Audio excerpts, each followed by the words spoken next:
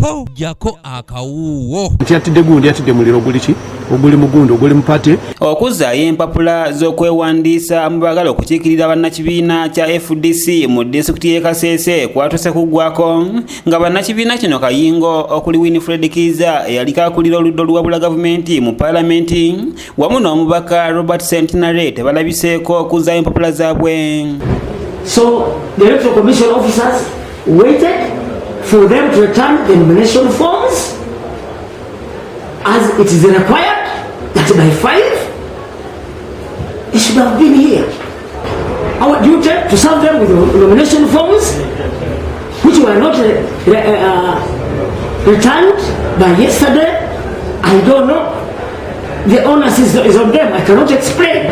Kino kirese bannakisinde kya People Power mu ssanyu nga bagamba nti kati kino kyeyoleka lwatu nti abantu bano bakubakwatira bendera mu disitulikiti eno ey'e Kasese era nga kino kiba kyakubongera obuwagizi. Naye ffe Wini wamu ne Centenary nga ffe ab'e Kasese aba People Power tuli beetegefu kubaaniriza. Bw'abadde awoyamu n'omusasi waffe omwogezi wa People Power e Kasese Walidi Macho ategeezezza nga Winnie Kiza wamu ne Centenary bwe bagenda okubakola obulungi obutagambika nga bavuddeyo okuvuganyiriza mu kisinde kya People Power.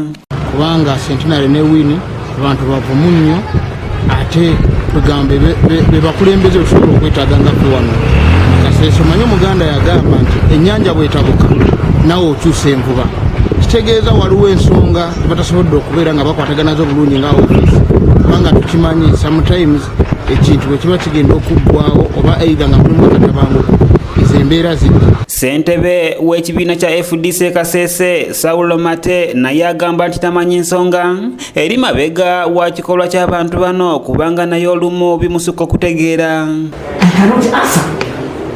I can't answer that one. That one is not for me. You should have time to interact with them and get their views. Because me, I have to give you the report that I have in the office. Ono atubuulidde abamu ku abo abasobodde okwesowolayo okulaga nga bwe bagenda okuvuganyiza ku kadi y'ekibiina kino. I'm beginning with the members of parliament.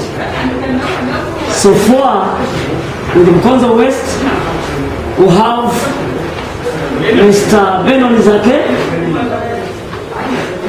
Second one is the incumbent MP, Honorable Katusabe Atkins. Mkonzo East, we still have Honorable Tone Herod Muhindo, the incumbent member of parliament so far. Musongola South, we have Mr. Cedric Abakulirahe, we have Mr. Chirema Baguma. Then the third one is the incumbent Honorable Jackson Baju Katika. Gideon Ntavosi ngono y'omu ku abo abavuddeyo okuvuganya okukiikirira municipali y'e Kasese aliko byannyonnyodde ku mbeera y'omubaka Centenary obutazaayo mpapula. Kitegeeza nti yalabye gundi ebbugumu omuliro guli munda mu kintu kuba olaba omusajja ono engeri gye yeeyisa wali pati nga alowooza nti oba oliawo pati FDC yandibange eweddemu amaanyi mugundi mu municipali ne mu district at large naye kati yagenza okulabira ddala wali ekintu nga kikuta omuliro n'alaba nga engeri gy'asobola okumira gundi ebigambo bye yayogeranga. Wabula Saulo Mate agumiza bannakibiina nti newankubadde nga bino biri bityo kyo ekibiina kyabwe akalulu kya kukawuuta buvanga bwe kize kikola bulijjo. We are not worried. We are going to score so highly. We have no fear, we have no regret. Except for 6. Robert Kule yakusakidde eggulire lino okulwa ABS television. Twaliyagadde nti ne constitution ye Uganda ebere specific that a certain age